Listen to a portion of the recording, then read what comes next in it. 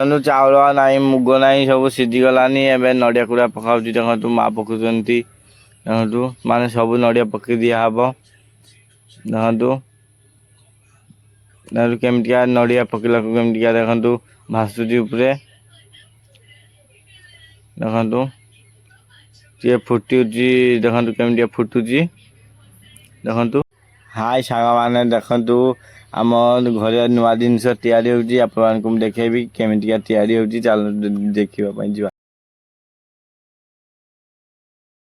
ଚୁଲି ଲଗା ହେଉଛି, ତାପରେ ହେଉଛି ପାଣିଟା ମାନେ ଫୁଟିବ।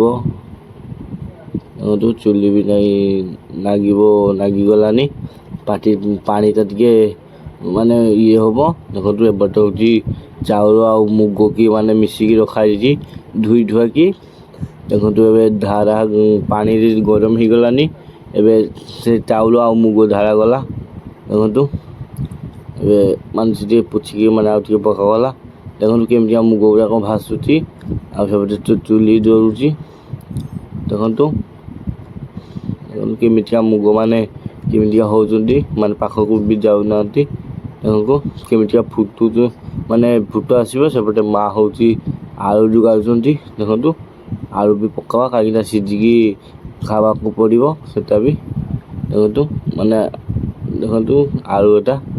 ଦେଖନ୍ତୁ ଆଳୁ ପୁରା ଚାଞ୍ଚିକି ପକା ହେଇଛି। ଦେଖନ୍ତୁ ଏଇ ମୁଁ ଏପଟେ ତ ନଡ଼ିଆ ଛଡ଼ୁଛି। ଦେଖନ୍ତୁ ନଡ଼ିଆ ତ ମୁଁ ଛଡ଼ୁଛି, ସେପଟେ ତ ହେଉଛି। ମୁଁ କହିଲି ହଉ ତାର ମୁଁ ଏପଟେ ନଡ଼ିଆ ଟିକେ ଛଡ଼େଇ ଦିଏ, କାହିଁକିନା ନଡ଼ିଆ ବି ପଡ଼ିବ ସେଥିପାଇଁ। ଦେଖନ୍ତୁ ନଡ଼ିଆ ଛଡ଼ା ଚାଲିଛି ଏବେ। ଦେଖନ୍ତୁ ବସିକି ନଡ଼ିଆ ଛଡ଼ୁଛି। ନଡ଼ିଆ ଛଡ଼ୁତେ କଷ୍ଟ ଅଛି, ଆପଣମାନେ ତ ଜାଣିଥିବେ। ଦେଖନ୍ତୁ କେମିତିକା ମାନେ ଛଡ଼ୁଛି ମୁଁ। ଆପଣମାନେ ମୋ ଦେଖିକି ଆପଣମାନେ ବି ଛଡ଼ନ୍ତୁ ଏମିତିକା। ଦେଖନ୍ତୁ ମାନେ ଝଡ଼ା ଟିକେ ସରିବାକୁ ଆସିଗଲାନି, ମାନେ ସରିବାକୁ ତ ପଡ଼ିବ। ଦେଖନ୍ତୁ ଏବଂ ତା ଚୋପା ଗୁଡ଼ାକ ମୁଁ କାଢ଼ିଦେମି। ଦେଖନ୍ତୁ ଛଡ଼ି ଦେଉଛି। ଦେଖନ୍ତୁ କେମିତିକା ମାନେ ଛଡ଼ା ହେଉଛି। ଆପଣମାନେ ଯଦି ମୋତେ ଦେଖିକି ଏମିତିକା ଛଡ଼ିବେ ତ ସୁବିଧା ହେବ। ଏମିତିକା ଦେଖନ୍ତୁ ଦେଖନ୍ତୁ ଛଡ଼ିଗଲା ପୁରା ଫୁଲ୍। ଦେଖନ୍ତୁ ମାନେ ଅଲଗା ମୁଁ କରିଦେନି, ନଡ଼ିଆଟା ଧରିଛି ମୁଁ। ଦେଖନ୍ତୁ ଦେଖନ୍ତୁ ଏଇ ମାନେ ସବୁ ଯେଉଁ ଚୋପା ଗୁଡ଼ାକ ନଡ଼ିଆ ଉପରେ ସେଗୁଡ଼ାକ ବି ଛଡ଼ିବାକୁ ପଡ଼ିବ। ଦେଖନ୍ତୁ ମୁଁ ଛଡ଼ୁଛି। ଦେଖନ୍ତୁ ଆଉ ନାଇଁ ଛଡ଼ା ହେଇଗଲାନି। ଦେଖନ୍ତୁ କେତେ ବଡ଼ ନଡ଼ିଆ ଦେଖିପାରୁଥିବେ ଆପଣମାନେ। ଦେଖନ୍ତୁ ଚୋପା ଫୋପା ମୁଁ ଛଡ଼ି ଦେଉଛି। ଦେଖନ୍ତୁ କାହିଁକିନା ସଫା କରିଦେଲେ ଆଉ ସେ ଯେଉଁ ଆଉ ଏତେ ରହିବନି, ଆଉ ସେ ସେ ଚୋପା ଗୁଡ଼ାକ, ସେଥିପାଇଁ ମୁଁ ଛଡ଼ି ଦେଉଛି। ଦେଖନ୍ତୁ ବସିକି ଦେଖନ୍ତୁ ମୁଁ ପୁରା ଫୁଲ୍ ଛଡ଼ିଦେନି, ମାନେ ମୁଁ ଆଜି ନଡ଼ିଆ ଗୋଟେ ଛଡ଼ିଦେନି। ଦେଖନ୍ତୁ ଏବେ ମୁଁ ଭାଙ୍ଗିବାକୁ ନାହିଁ ବସିଗଲିନି।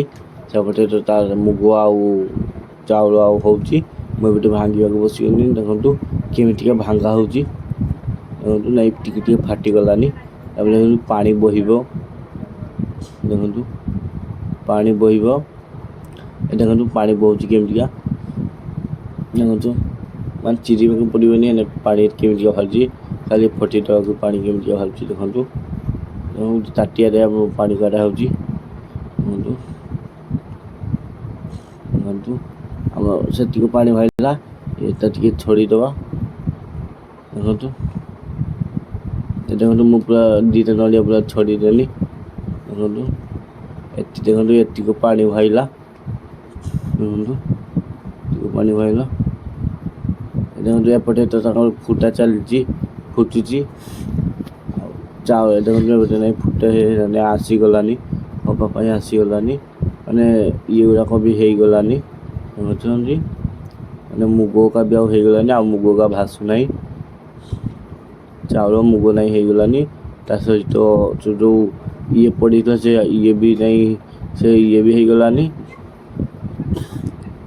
ଏପଟେ ଦେଖନ୍ତୁ ସେପଟେ ତ ନଡ଼ିଆ ଛଡ଼ା ଚାଲିଥିଲା, ଆପଣ ତ ଦେଖିଥିଲେ।